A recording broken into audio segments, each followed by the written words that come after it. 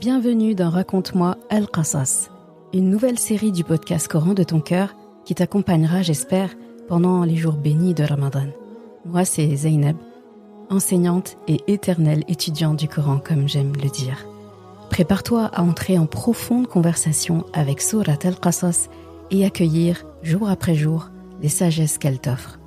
Raconte-moi Al-Qasas, un grand récit parmi les récits de ton Coran et peut-être même un récit dans l'histoire de ta vie.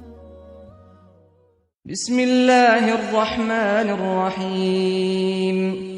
ولما توجه تلقاء مدين قال عسى ربي أن يهديني سواء السبيل ولما ورد ماء مدين وجد عليه أمة من الناس يسقون ووجد من دونهم امرأتين تذودان قال ما خطبكما قالتا لا نسقي حتى يصدر الرعاء وأبونا شيخ كبير فسقى لهما ثم تولى إلى الظل فقال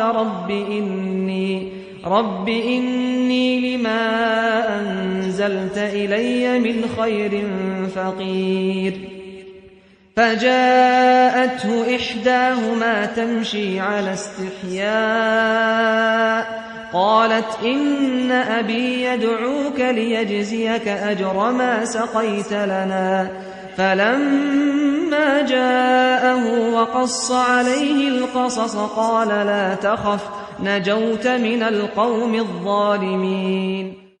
Et lorsqu'il se dirigea vers Madian, il dit « Je souhaite que mon Rabb me guide sur la voie droite. » Et quand il fut arrivé au point d'eau de Madian, il y trouva un attroupement de gens abreuvant leurs bêtes, et il y trouva aussi 2 femmes se tenant à l'écart et retenant leurs bêtes.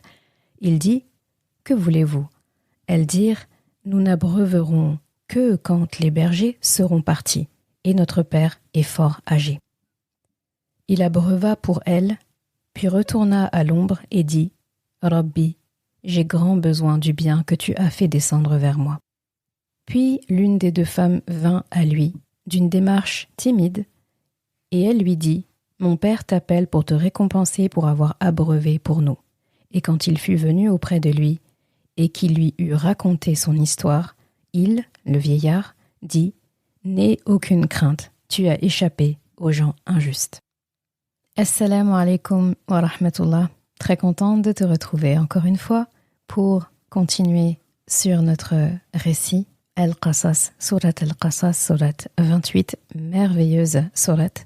Et là, on reprend à la ayah 22. Donc Moussa alayhi salam, dans le passage d'hier, eh bien, il quitte l'Égypte après toutes les scènes là, comme ce que tu as pu écouter. Et donc là, il se dirige vers un endroit qu'il ne connaît pas. En tout cas, il prend la fuite et il va droit devant lui. Et donc Allah subhanahu wa ta'ala emploie ce terme en disant Tawajjaha tilqa'a Madian. Donc Tawajjaha, c'est vraiment, donc wajh, ça vient de wajh, le visage, et c'est le fait vraiment de faire face en fait au chemin qui est devant soi. Il regarde droit devant lui, et là, contrairement à quand il marchait dans les rues de la ville, où il était craintif et regardait un peu partout, là, il marche d'un pas déterminé et en fait, il n'y a pas d'autre issue. Il ne peut pas retourner en arrière, il ne va certainement pas aller à droite et à gauche. Et là, il s'enfonce en fait devant pour échapper à la sentence en fait qui court après lui. Et donc Ibn Abbas radiyallahu anhu disait, donc nous a expliqué que Moussa alayhi salam ne connaissait pas le trajet qu'il prenait. D'accord ? Il se dirigeait vers Madian, mais sans le savoir. Allah, lui, nous donne l'information. Il nous dit, il va vers Madian. D'ailleurs, et à ce moment-là, c'est la première fois qu'un nom de ville ou d'une région est mentionné dans la sourate. Donc, un peu comme dans sourate Yusuf, alayhi salam, eh bien, où le seul pays qui est mentionné, c'est l'Égypte. Donc, on ne sait pas, enfin, on le sait avec l'histoire, hein, mais le Coran ne nous mentionne pas où vivait Yusuf alayhi salam avec son père avant d'arriver en Égypte. D'accord ? Ça, c'est très important comme information de se contenter de l'Égypte, en fait, comme info, en tout cas, par rapport à Surat Yusuf, parce que c'est ça qui est déterminant. Parce qu'encore une fois, Surat Yusuf avait été aussi révélée pour répondre, entre autres raisons de révélation, il y avait aussi le fait de répondre aux Juifs au temps du prophète sallam qui lui avaient posé des questions, un tas de questions exprès pour le piéger. Et une des questions qu'il leur avait posées à Rasulullah sallam, c'est comment les Banu Israël sont entrés en Égypte et comment ils en sont sortis. Donc comment ils sont entrés en Égypte, c'est Surat Yusuf qui va en parler. Donc Yusuf arrive et donc il y a cette fameuse ayah où quand il dit quand ils sont entrés en Égypte en parlant des frères de Yusuf alayhi salam et en parlant de Yusuf alayhi salam lorsqu'il arrive, et la sourate qui va parler de comment ils en sont sortis, donc ça va être plutôt sourate Taha et peut-être un petit peu aussi sourate Qasas, mais surtout sourate Taha. Donc ces réponses-là étaient très importantes et pour justement mettre le focus sur ça et répondre fermement, clairement à ces gens, Allah n'a mentionné que cette localité-là, Égypte. Dans Surat Al-Qasas ici, il nous mentionne Madian ici. Donc on n'a pas, le mot Misr ici n'est pas mentionné, mais on a le mot Madian.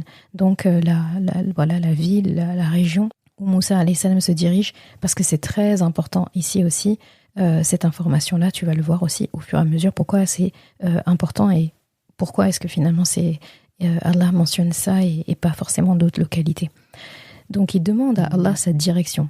Il ne sait pas où il va, mais il demande à Allah subhanahu wa ta'ala la direction et de le guider en fait vers la voie droite. Et il dit Sawa as-sabil. Sawa, ça veut dire droit, régulier. C'est quelque chose aussi qui a une certaine normalité, équité, juste milieu.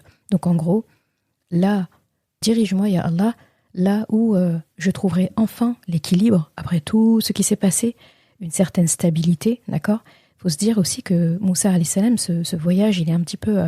ça signe un tournant en fait dans sa vie parce que jusqu'à présent, même si Allah l'a sauvé, l'a mis dans de bonnes conditions, il a été élevé par des nobles personnes, malgré qu'il était aussi en contact avec Pharaon, eh bien, il faut se dire que Moussa alayhi salam, toute sa vie, il a vécu un peu entre deux destins. Donc parmi les Égyptiens, sans vraiment être des leurs, et faire partie aussi de Banu Israël sans vraiment vivre avec eux et vivre ce qu'ils vivent.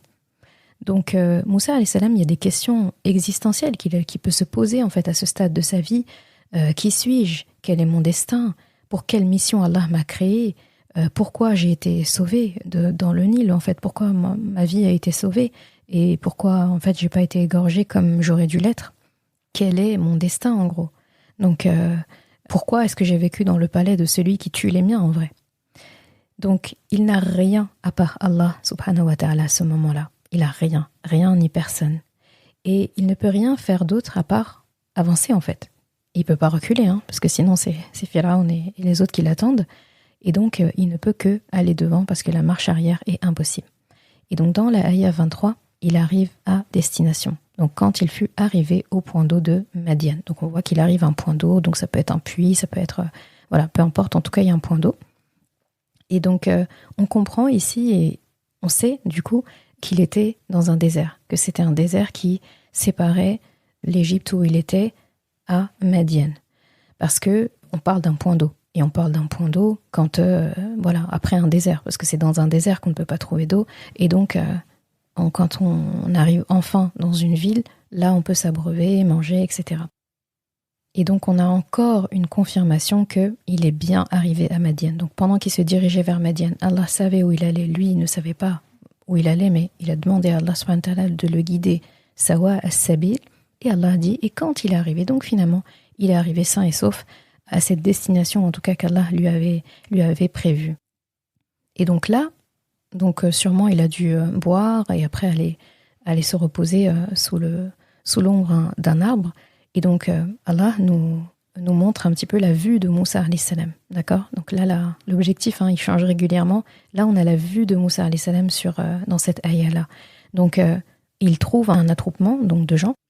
Donc il dit ummatan minanas, donc un groupe de gens, d'hommes parmi les gens. Et donc, Moussa alayhi salam, il est observateur. C'est quelqu'un qui observe très bien, qui est très attentif et à l'écoute. Donc, il voit ça au loin, il trouve la scène étrange. Il dit, donc, il y a un attroupement d'hommes, il y a des bêtes.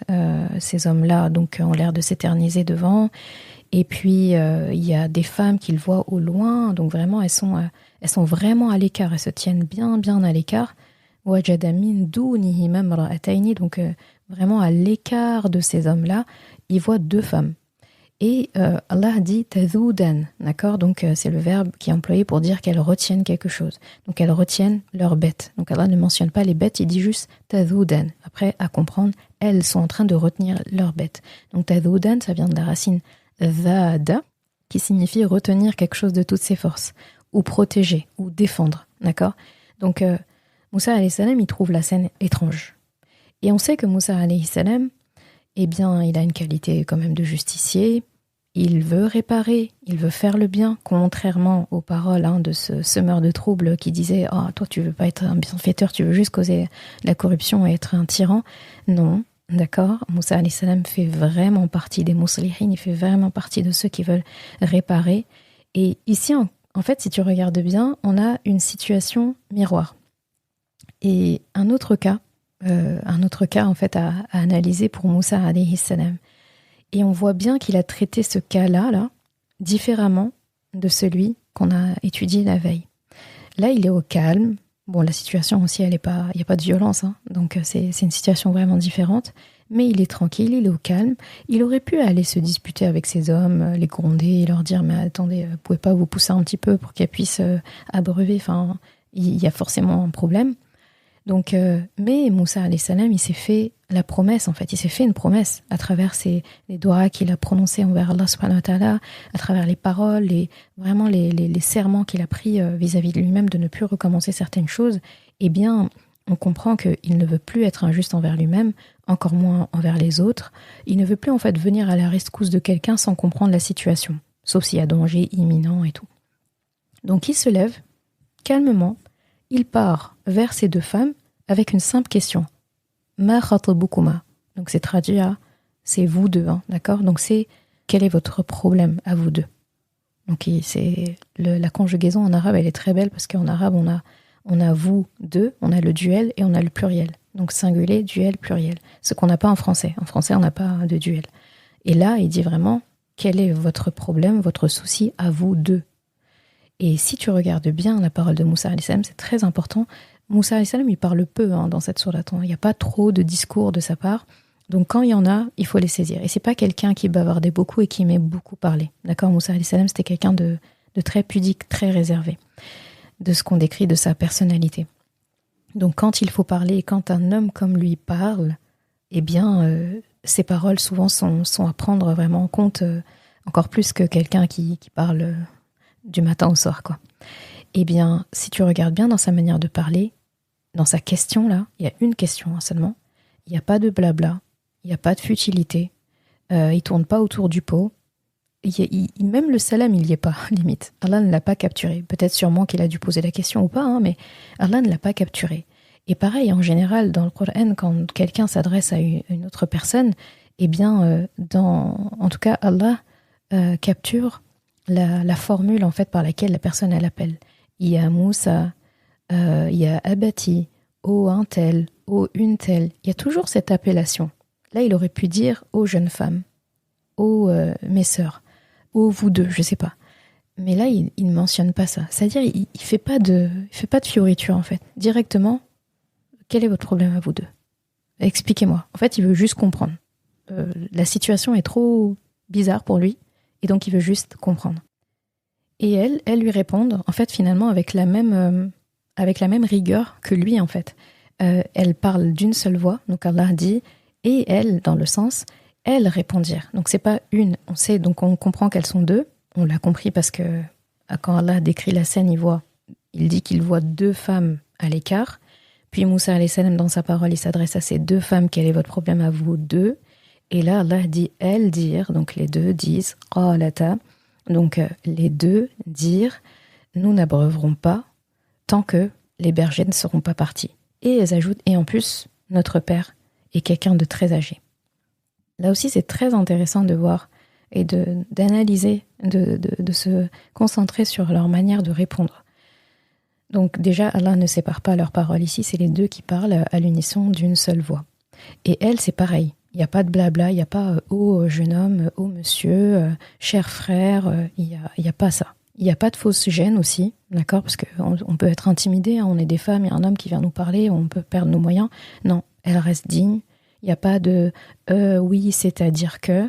Non, la réponse, elle est claire, elle est détaillée, il n'y a que les détails qu'il y a besoin, sans plus. Elles expliquent, on ne veut pas se mélanger à ces hommes. Ce ne sont pas nos mahrams, ils sont beaucoup, on est deux femmes, ils n'ont pas l'air d'être des gentlemen, hein, tels qu'ils sont décrits aussi dans les narrations. Ils sont pas galants, ils sont pas gentlemen, ils font leur vie, ils ont peut-être même pas remarqué qu'il y a des femmes qui attendaient, peut-être même qu'ils ont remarqué, mais qui restent à blabla, blabla, blabla, et qui ne prêtent pas attention. Et donc elles attendent, ça veut dire qu'elles vont attendre. D'ailleurs, elle le dit, hatta yusdira ri'a'u. Donc c'est vraiment qu'ils aient le temps de finir, d'abreuver toutes les bêtes, que chaque bête est finie, etc. et qu'ils s'en aillent, et là seulement, elles vont abreuver. Et donc d'ailleurs, dans les narrations, c'est important ce détail-là, il se trouve que c'était un point d'eau, un puits à peu près, enfin, on va dire décrit comme un puits, où en fait c'est le genre de puits où il y a des couvercles. En fait, on met une sorte de pierre plate, ovale par-dessus pour la refermer. Et en fait, les narrations expliquent que ces hommes-là, quand ils ont fini d'abreuver leur bête, en fait, ils sont restés près du puits. En fait, ils avaient couvert le puits avec cette fermeture-là. Donc un gros rocher en plus où il faudrait au moins 10 hommes robustes, 10 hommes bien robustes pour l'enlever. Donc retiens ce détail.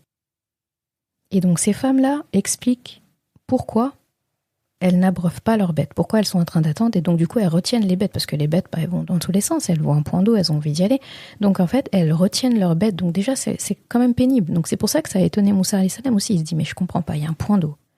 Elles ont leurs bêtes. Les bêtes essayent d'aller vers le point d'eau. Et elles retiennent les bêtes. Et péniblement en plus. Quel est le problème? Donc, en fait, il ne pouvait pas comprendre sans leur poser la question. Il était obligé d'aller voir. Il pouvait avoir des suppositions, etc. et tout. Mais là, on apprend quelque chose. Tu vois une situation qui t'étonne. Tu veux porter assistance à la personne. Commence par prendre la température. Qu'est-ce qui se passe? De quoi tu as besoin? C'est ce que Moussa alayhi salam a fait. Il ne sait pas. Alors, il essaie de se renseigner. Et donc, elles répondent à ça. Elles pouvaient s'arrêter là, mais elles sont très intelligentes. Elles donnent un autre élément de réponse à Moussa alayhi salam en parlant de leur père. Parce que, effectivement, Moussa alayhi salam déjà peut trouver cette situation bizarre, mais une fois qu'il a cette réponse-là, il aurait pu aussi se dire « Mais comment ça se fait que ce sont des femmes déjà qui font ça ?» La preuve, il n'y a que des hommes ici, ce sont les deux seules femmes. Et donc là, elles anticipent ce que Moussa alayhi salam pourrait penser et disent « Notre père est âgé. » D'accord, Abouna Shaykhun Kabir. Ça peut se traduire comme, donc Shaykh dans le sens il est vieux, âgé, et Kabir, très âgé. Ça peut se traduire aussi, c'est quelqu'un qui a de l'autorité, c'est un chef en fait, c'est un chef chez lui. D'accord. Et donc en disant ça, elle donne plusieurs informations à Moussa alayhi salam. En gros, notre père, il est super âgé, il est très occupé dans sa position d'autorité, donc il peut clairement pas venir faire ça. Donc c'est nous qui devons venir. Et elles sous-entendent ici aussi, et Moussa alayhi salam peut comprendre entre les lignes que il n'y a pas d'autres hommes en fait dans leur famille. Et leur père aussi n'a pas peut-être pu engager, ou en tout cas il n'y a pas quelqu'un qui travaille à son service. Donc elles sont obligées de venir s'occuper de ça, de cette tâche pénible. Et là, c'est beau parce qu'on voit des femmes qui connaissent leurs devoirs, donc elles prennent le rôle quand la situation le demande, mais la manière dont elles parlent de ça en disant que leur père est âgé, donc sous-entendu, en plus il n'y a pas d'autres hommes pour faire ça, on voit très bien aussi qu'elles savent distinguer les tâches qui sont normalement réservées aux hommes par rapport à leur force physique, par rapport aux femmes. Et elles montrent à Moussa alayhi salam qu'elles font ça par devoir, d'accord? Et qu'elles n'ont pas le choix. Parce qu'une femme, si elle a le choix, elle vient pas faire ce travail-là. Parce que c'est pénible, c'est fatigant, c'est un monde où il y a plein d'hommes. La preuve, elles se mélangent pas, donc c'est pénible parce qu'elles doivent en plus attendre, retenir les bêtes, c'est très physique tout ça, c'est le travail d'un homme.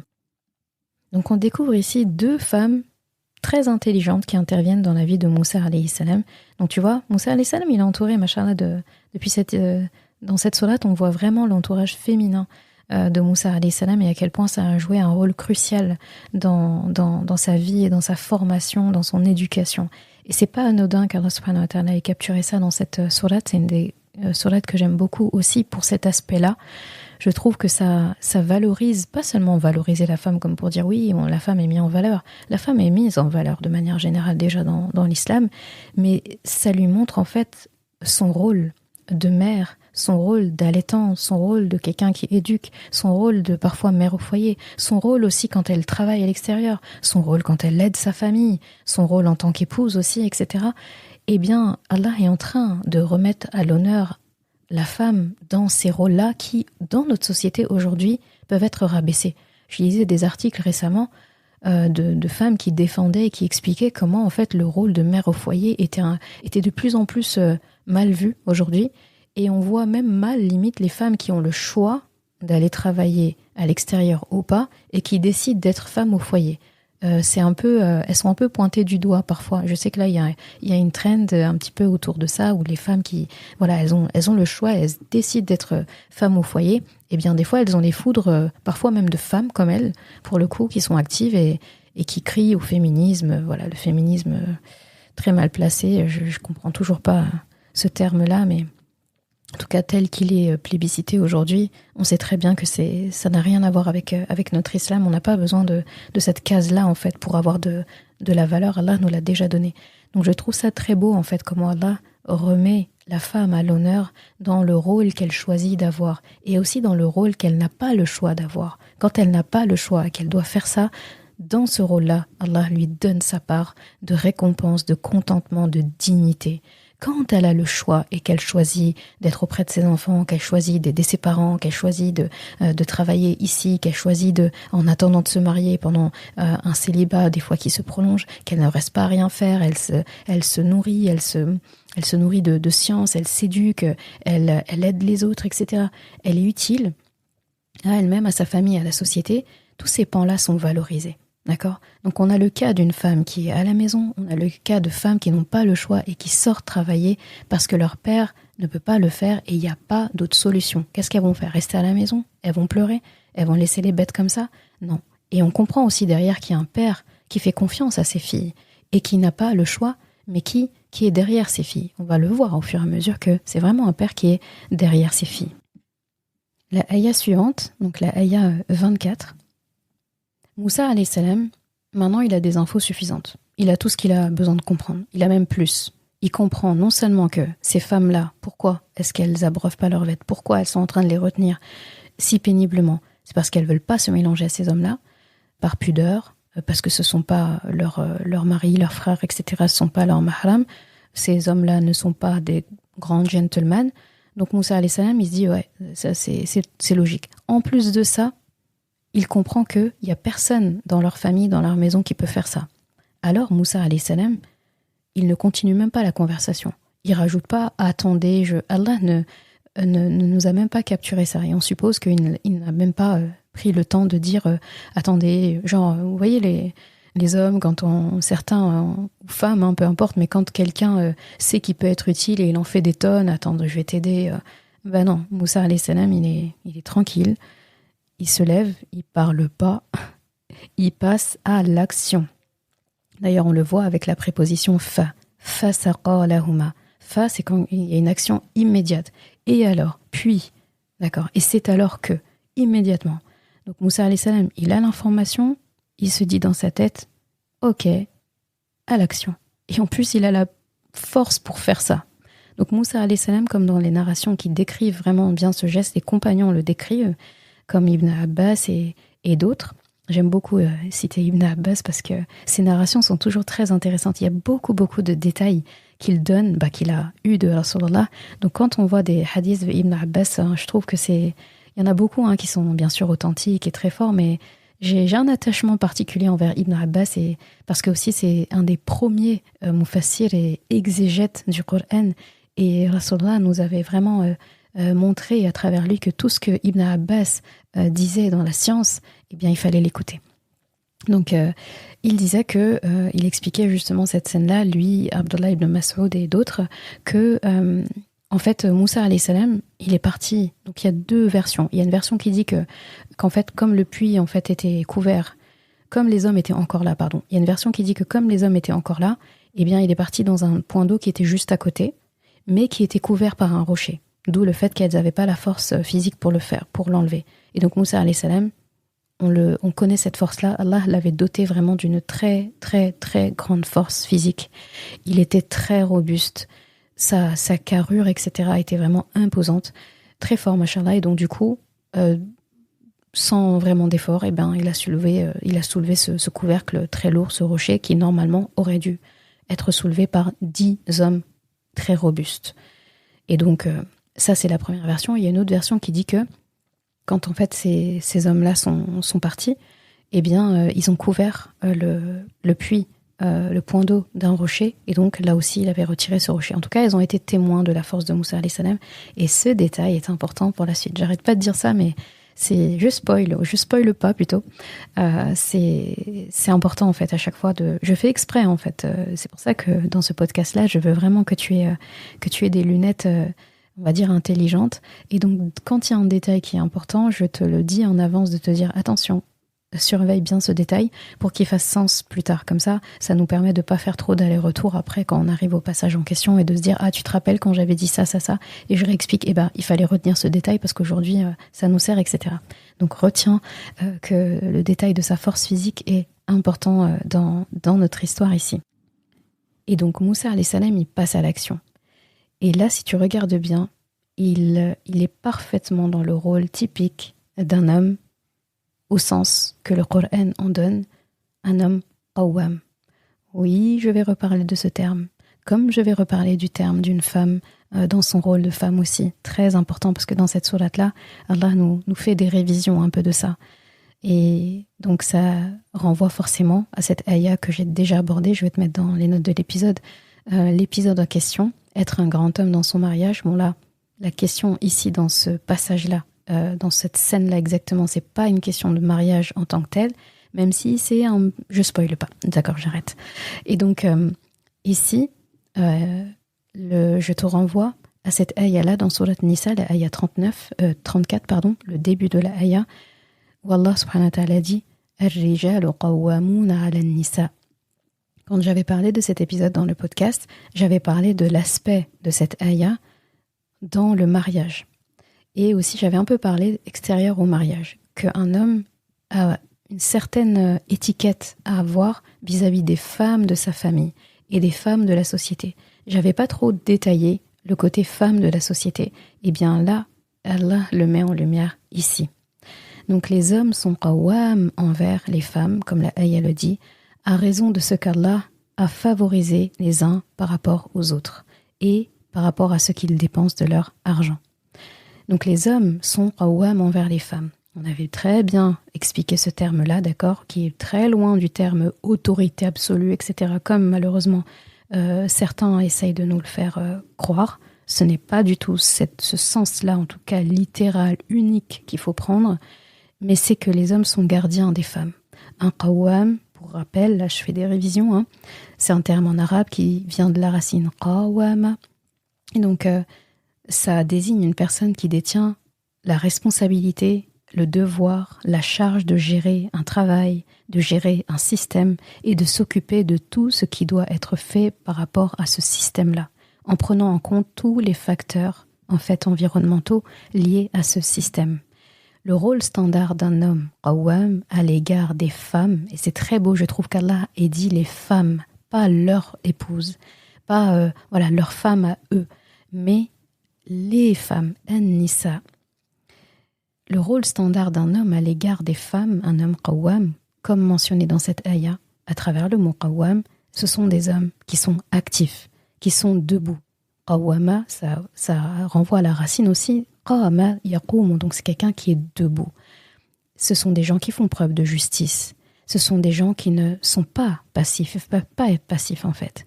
Ce sont des gens qui sont constamment impliqués, qui sont dévoués, qui sont protecteurs, qui encouragent, qui soutiennent et qui prennent soin d'eux.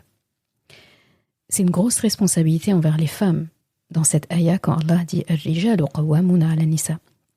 Et ici, je veux te montrer l'exemple de quand ce sont des prophètes qui incarnent ça. Parce que forcément, ce sont les meilleurs des hommes. Et donc, les prophètes incarnent parfaitement cette caractéristique. Ils doivent être, ils le sont. Ils ont ce rôle de qawwam envers toutes les femmes. Et les prophètes sont des bergers pour leur peuple.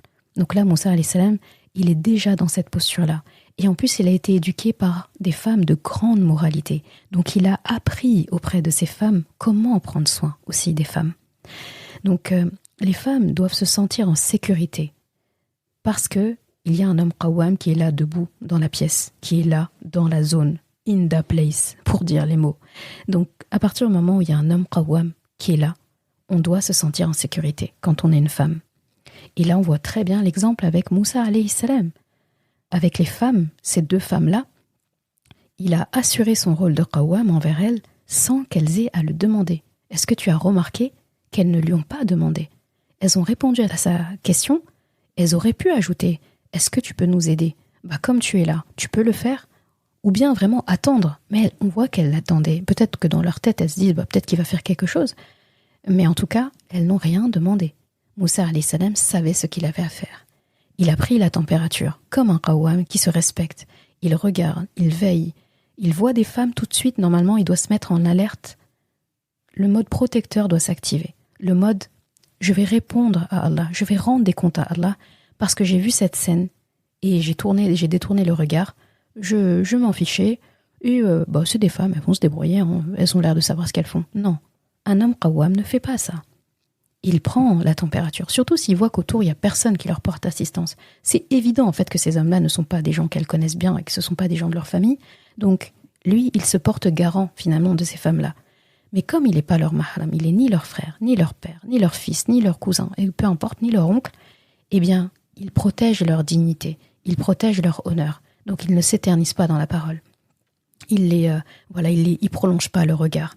Il ne fait pas des salam alek longs et qui ne perdure pas en fait dans la discussion. Il pose la question. Qu'est-ce que je peux faire pour vous en gros? C'est quoi votre problème? Et quand il a eu sa réponse, dans le silence, il a fait acte de qawwama. Il a vraiment fait son rôle. Et après, quand il a fini, c'est pareil. Comme la ayah le dit, il est retourné en fait. Il est retourné s'asseoir. Et il n'a pas demandé plus. D'accord?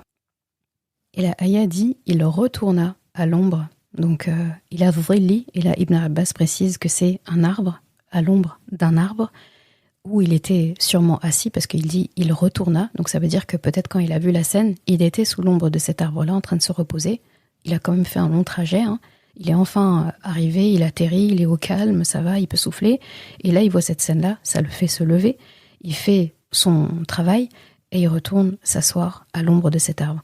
Et là, il y a une des plus belles doua du Coran, je dois le dire, qui apparaît devant nous. Il dit « Rabbi, inni lima anzalta ilayya min khayrin faqir » une des plus belles doua de ton Coran. Donc, Rabbi, j'ai grand besoin du bien que tu as fait descendre vers moi. Je ne vais pas m'étaler sur la beauté de cette doua, parce que je l'ai abordée dans un épisode de podcast, que je vais te mettre aussi dans les notes de l'épisode. Là, il y a des devoirs. Là, pour le coup, il y a 2 épisodes à réécouter, si tu veux te rafraîchir la mémoire. L'épisode qui parle d'un qawwam et l'épisode où je parle de mes 3 douas préférées. Et il y a en vedette celle-là, cette doua-là de Moussa alayhi salam qui lui a offert finalement, qui lui a ouvert des très belles portes en fait. Et cette doua-là, elle est à apprendre par cœur. J'aimerais que tu finisses ce Ramadan, si tu la connais pas déjà par cœur, tu dois l'apprendre par cœur. C'est une nécessité. C'est un soin de premier secours en fait. C'est les premiers secours, cette doua. Tu dois la connaître, s'il te plaît. Et tu feras des doigts pour moi pour te l'avoir dit. Et je trouve ça très beau qu'Allah les immortaliser dans cette sourate-là. Donc cette doua, c'est un collector, c'est 100 étoiles, quoi. C'est vraiment, elle est notée 100 étoiles. Donc, dans la ayah suivante, la ayah 25, là, Moussa alayhi salam donc a fait cette doua-là, et là puis l'une des 2 femmes vint à lui d'une démarche timide, et elle lui dit donc, mon père t'appelle, donc mon père veut te récompenser. Et donc après Moussa alayhi salam suit, et donc on a tout de suite la scène quand il a raconté son récit à cet homme-là, et cet homme lui a répondu, eh bien, n'aie crainte, tu as été sauvé des injustes. Donc là, si tu regardes la scène, pareil, là c'est des vidéos qui s'enchaînent là. Parce qu'on a des zones où il y a des blancs, en fait. C'est comme si la caméra, à chaque fois, elle va vers une scène et entre-temps, il s'est passé des choses, mais c'est pas capturé. Donc, on suppose, on devine, et dans les narrations, on a aussi des informations, mais je trouve ça très beau qu'Allah subhanahu wa ta'ala saute exprès, va à l'essentiel, va vers une scène comme ça qui va nous susciter notre attention, attirer notre attention et créer un peu ce suspense. Donc Moussa alayhi salam, on s'est arrêté quand il repart sous l'ombre de cet arbre, il fait son invocation. Et après, il y a une des filles qui vient vers lui. Donc ça veut dire qu'elles ont eu le temps de rentrer chez elles ont posé la question à leur père. Ah oui, soit dit en passant, il y a des gens qui disent que cet homme-là, cet homme âgé, c'est le prophète Shu'aib, alayhi salam. Alors, Allah ne l'a pas mentionné ici. Rasulullah sallallahu alayhi wa sallam non plus. Donc, je ne vais pas le présenter comme étant cette vérité-là. Peut-être que c'est le cas, peut-être que ce n'est pas le cas.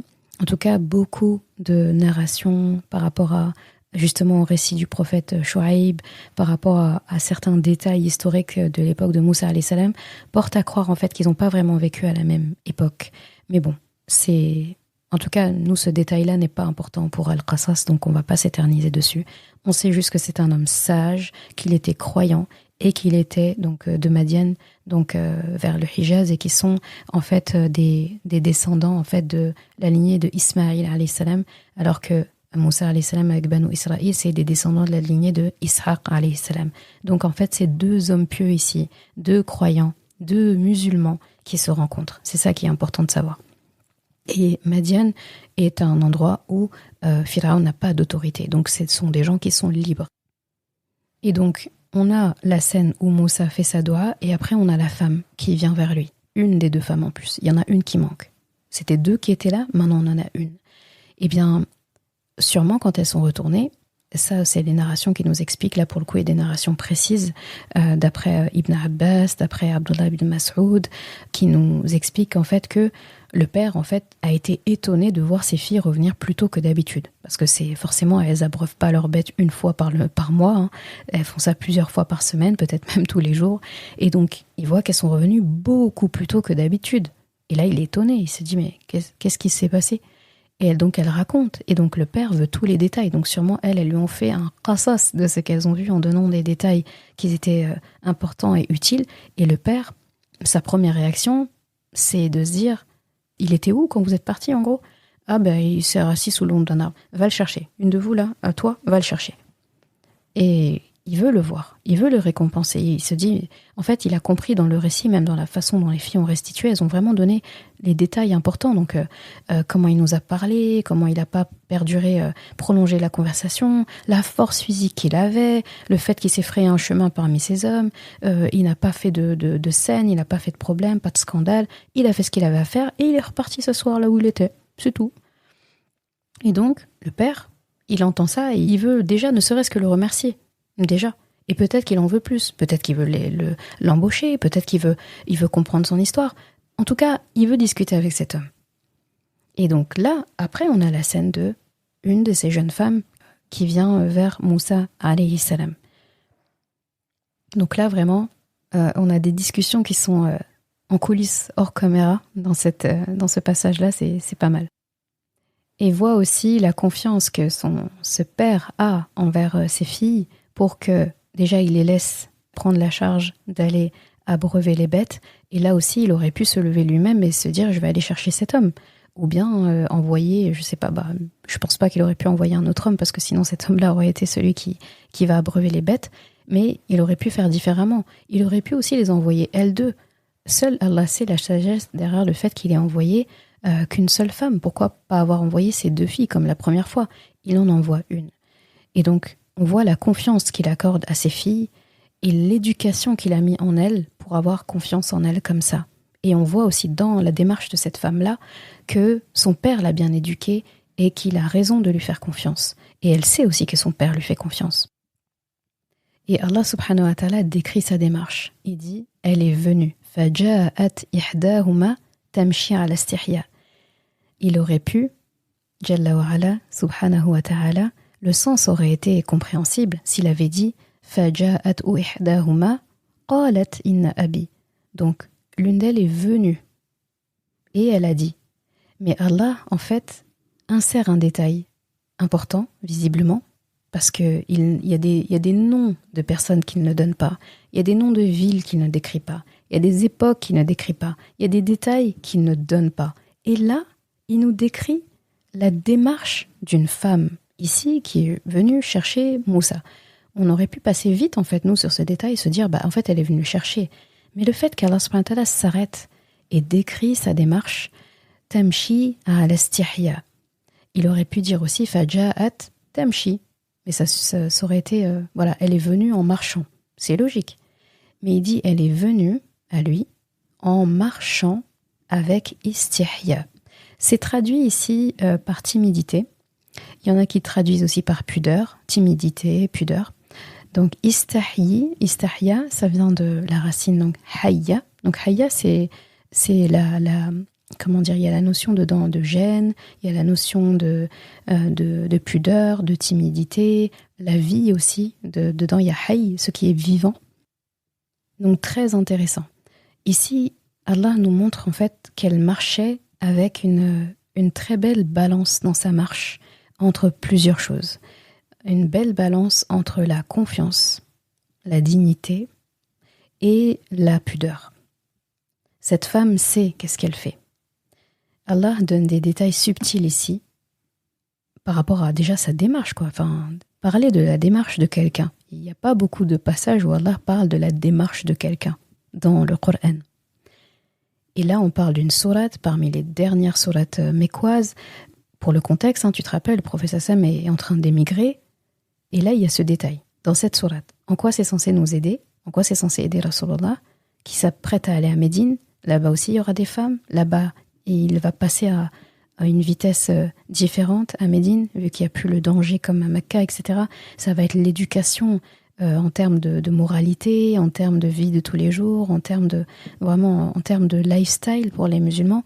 Donc tous ces détails-là sont utiles à Rasulullah, qui est un berger, qui est le père finalement pour tous les musulmans, et donc qui va devoir avoir toutes ces merveilles, toutes ces sagesses qu'Allah lui donne pour bien s'occuper des musulmans vers qui il va. Et donc ce détail, si Allah l'a mis ici, c'est que ça a toute son importance. Ce qui est bien, c'est que quand un détail n'est pas mentionné, c'est pas très grave si on ne le sait pas, mais quand Allah mentionne quelque chose, on n'a plus le droit en fait de se dire que ce n'est pas important.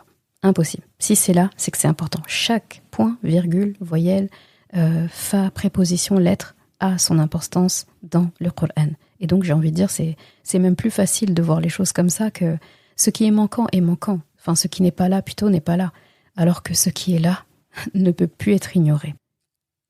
Et donc, ici, on apprend que la démarche d'une femme est impactante, que sa manière d'apparaître dans une société est importante. Et Allah le capture dans ce passage.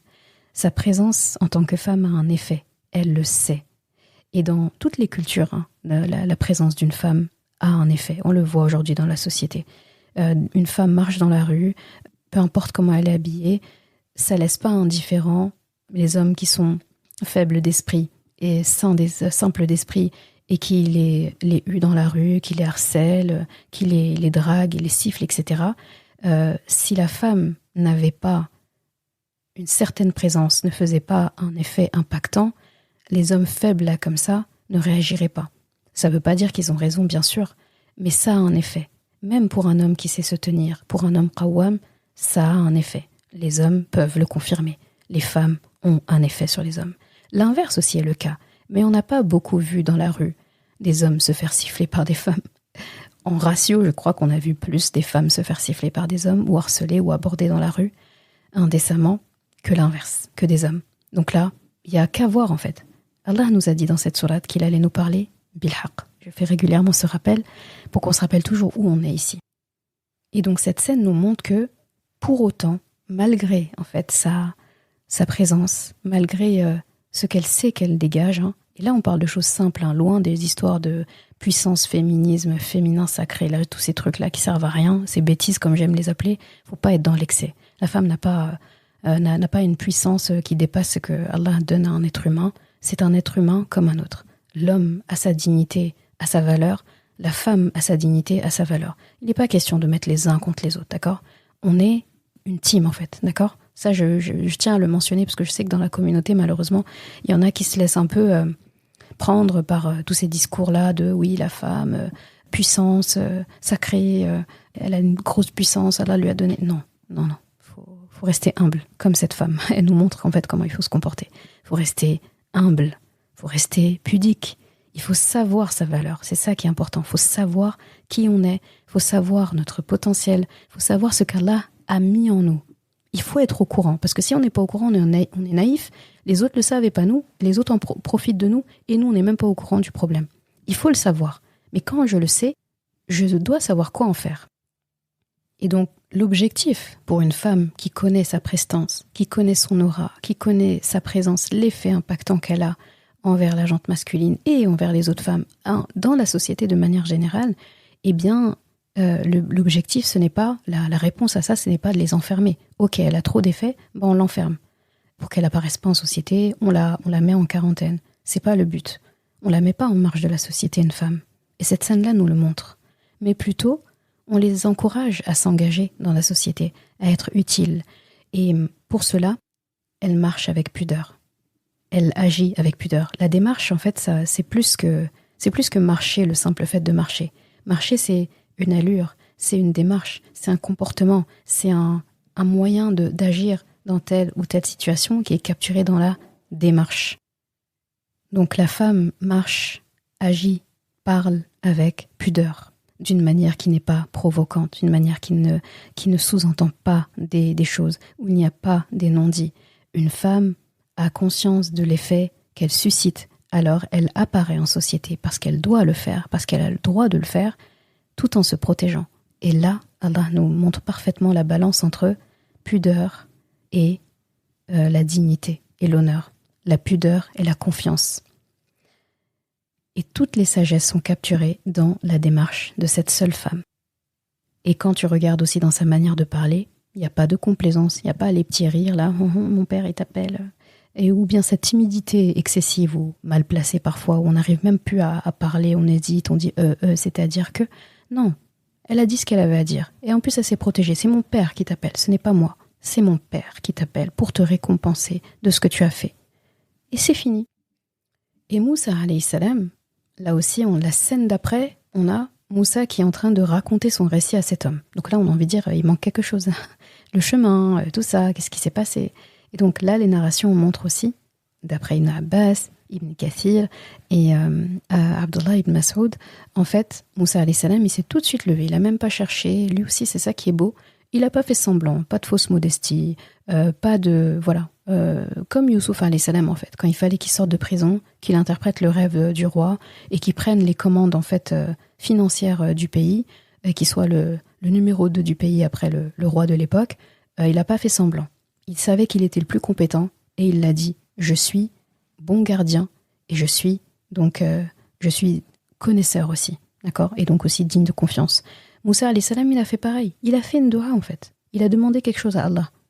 Et là, il voit cette femme qui vient et qui lui dit « Mon père veut te récompenser ». Il ne sait pas c'est quoi la récompense, mais il se dit « Mais c'est la réponse d'Allah qui est là ».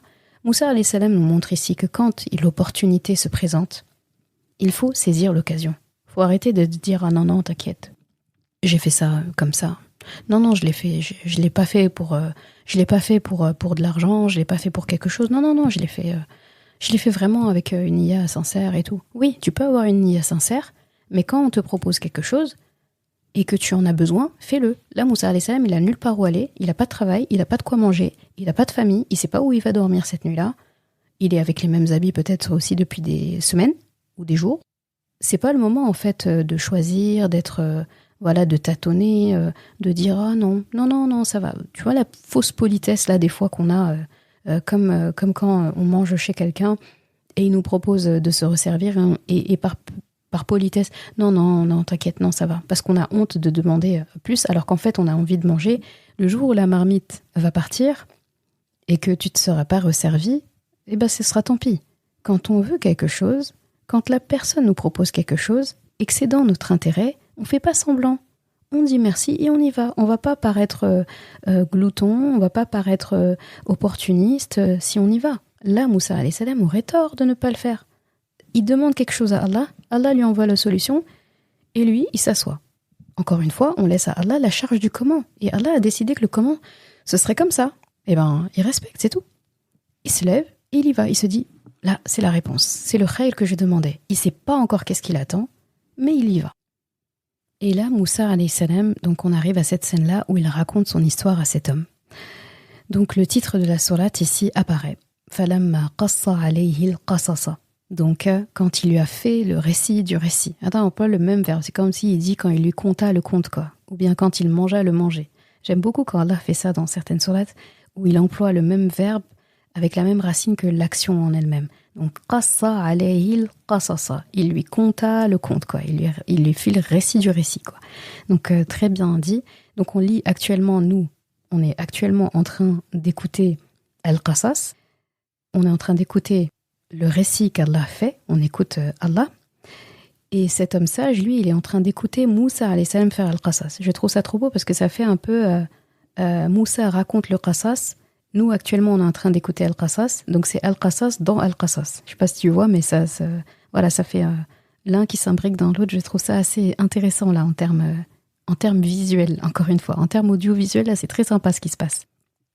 Et donc, cet homme sage écoute Moussa alayhi salam.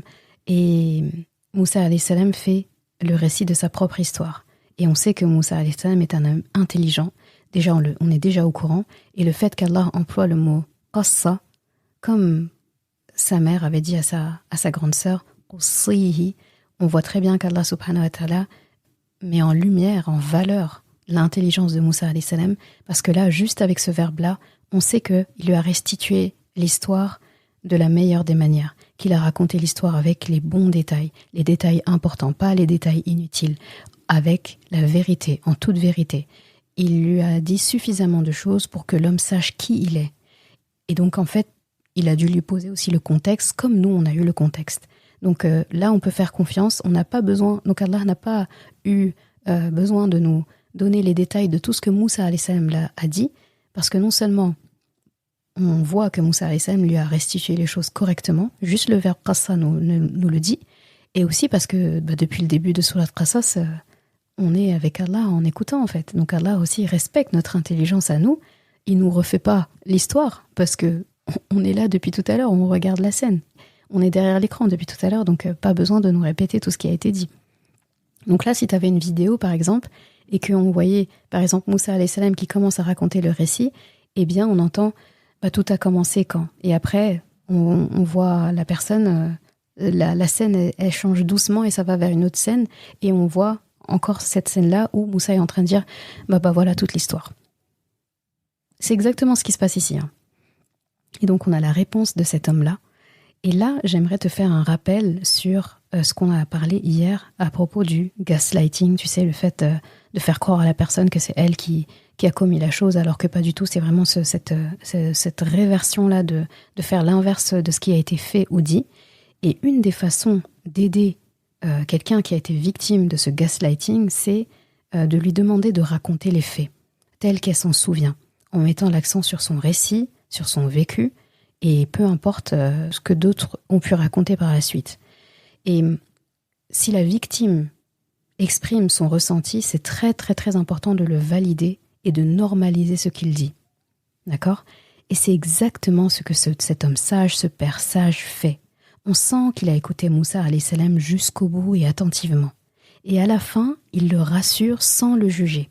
Il dit « La takhaf najawta min al-qawmi adh-dhalimin » Donc, n'aie crainte, tu as été sauvé, tu t'es échappé, tu es sauvé maintenant du peuple injuste. Et là, comme tu vois, c'est exactement la réponse à la doua de Moussa alayhi salam quand il dit « Rabbi najini min al-qawmi adh-dhalimin » exactement la doua de sa mère, Asiya, « Rabbi najini min al-qawmi adh-dhalimin » Donc, non seulement la doua de Moussa alayhi salam a été répondue, et également celle de sa mère à travers lui. Donc, en fait, il le rassure sans le juger. N'aie plus peur maintenant. Les injustes, ils sont derrière toi. Maintenant, c'est fini. Pharaon, il n'a aucune autorité ici, à Madian. Et quelque part, même, il le réconforte aussi en lui disant tu te rends compte, tu te rends compte, en fait, tu as réussi à échapper de quoi ? Tu as réussi à leur échapper. Avec tout ce que tu as vécu, tu es quand même arrivé là et tu as aidé mes filles. Et puis, T'as pas perdu ta moralité, etc., etc. Et donc il a compris du récit de Moussa alayhi salam qu'il avait en face de lui quelqu'un qui a été élevé comme un prince, quelqu'un qui a côtoyé Pharaon, quelqu'un qui a été élevé par la première dame du pays. Il a tout ça, il a vraiment l'histoire, parce que Moussa forcément connaît son histoire. J'ai été sauvé, il s'est passé ça, etc., etc. Donc cet homme, il a tout le tableau. Donc il voit pas Moussa alayhi salam, donc il voit Moussa alayhi salam aussi comme un fugitif. Donc il y a, dans son histoire, il y a la part de, il est fugitif. Il y a la part de, il a tué un homme. Il y a la part de, il a jugé entre deux personnes sans se renseigner. Mais il y a plein d'autres choses aussi. Mais cet homme, il prend toute la globalité. Et il ne juge pas Moussa alayhi salam. Juste avec cette phrase, on voit que il ne le juge pas, il le rassure. Ici, on apprend comment se comporter lorsqu'on écoute quelqu'un parler. Qu'il faut écouter déjà, avant de dire « Oh, hey, comment? Ah bon ?» et dire « Ah, mais moi aussi, il m'est arrivé ça. » Et des gens, ils vous écoutent pas. Au lieu de vous écouter, ils parlent de leur vécu à eux. Et donc cet homme est en train de faire atterrir Moussa alayhi salam en lui disant, après qu'il ait fini de raconter tout ça, c'est comme s'il lui disait « Tu es safe ici.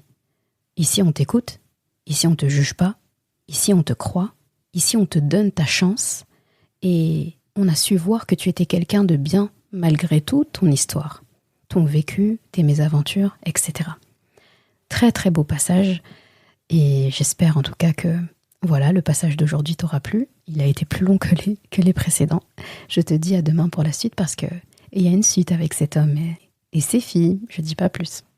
Salam alaikum.